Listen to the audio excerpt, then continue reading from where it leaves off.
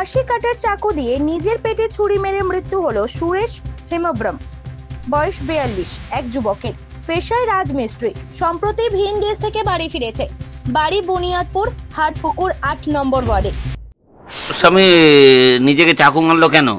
ও মাথার brain short ছিল, 3 দিন ধরে এরকম হয়েছে। তারপরে মানে মাহানের বাড়ি থেকে আসছে, মানে 3 দিন ঘুম হয়নি। আজকে পেঁয়াজ কাটতে আমরা, ওই বলছে কি কিসের জন্য চাকু নিয়ে যাচ্ছিস? তো বলছে পেঁয়াজ কাটবো। আমরা বলছি বস্তার উপরে আছে। তো একবার বের হলো, বের হয়ে আবার ঢুকে গেছে, পাইনি বলে ঢুকে গেছে। পরে আবার দেখছি চাকু মেরে ঘরে থেকে বের হলো।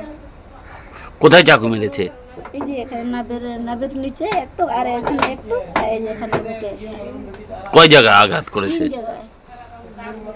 পাটুটি একটু গল্প টুকে নসে নসে মুন্ডাই যেরকম था। এখানে গলা তো আবার ই করছে, ওখানে ফুটা হয়নি, মানে ওর গল্প ছাল ছুটে গেছে।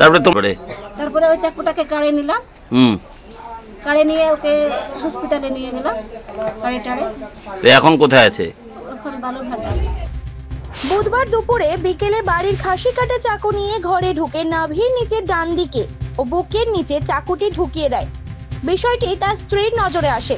এরপরেই পরিবারের নজরে আসতেই তাকে স্থানীয় রশিদপুর হাসপাতালে প্রাথমিক চিকিৎসার পর গঙ্গারামপুর সুপার স্পেশালিটি হাসপাতালে পাঠানো হয়।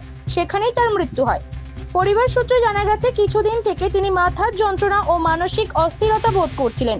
গঙ্গারামপুর থানার পুলিশ দেহটিকে ময়না তদন্তের জন্য বালুরঘাটে পাঠিয়ে ঘটনার তদন্তে নেমেছে। এ বিষয়ে মৃত যুবকের স্ত্রী জানান। ব্যুরো রিপোর্ট, জেলার বার্তা।